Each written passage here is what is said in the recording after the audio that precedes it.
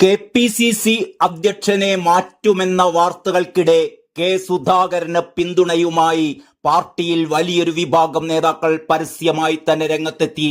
കഴിഞ്ഞ 3.5 വർഷമായി കെ സുധാകരന് കീഴിൽ പാർട്ടി ശക്തമാണ് എന്നാണ് ഇവരുടെ വാദം. കെ.പി.സി.സിയിലും DCCകളിലും അഴിച്ചുപണി നടക്കേണ്ടതിന് പകരം പാർട്ടി അധ്യക്ഷനെ മാറ്റുന്നത് ശരിയല്ലെന്നാണ് സുധാകരനെ അനുകൂലിക്കുന്നവരുടെ പക്ഷം.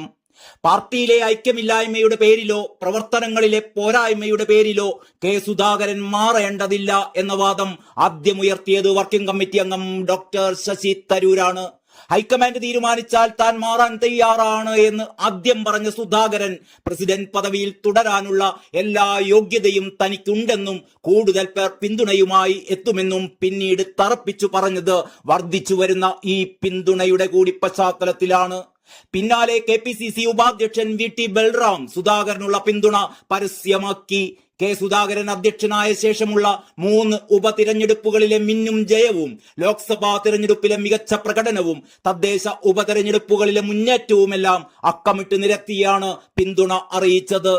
സംഘടനാതലത്തിൽ താഴെ തട്ടിൽ വരെ പ്രവർത്തനം ശക്തമാണ് എന്നും സുധാകരനെ അനുകൂലിക്കുന്ന നേതാക്കൾ ചൂണ്ടിക്കാട്ടുന്നു.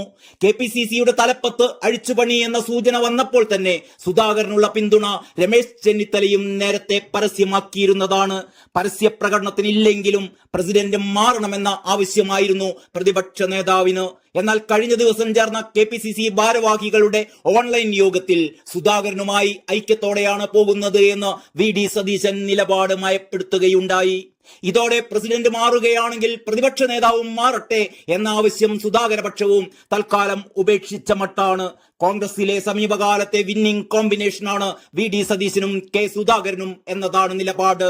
കൂടുതൽ നേതാക്കളുടെ പ്രതികരണങ്ങൾ വരുന്നതോടെ ദേശീയ നേതൃത്വത്തിന്റെ തീരുമാനങ്ങളെ സ്വാധീനിക്കാനാകുമെന്ന് തന്നെയാണ് സുധാകര പക്ഷത്തിന്റെ പ്രതീക്ഷ.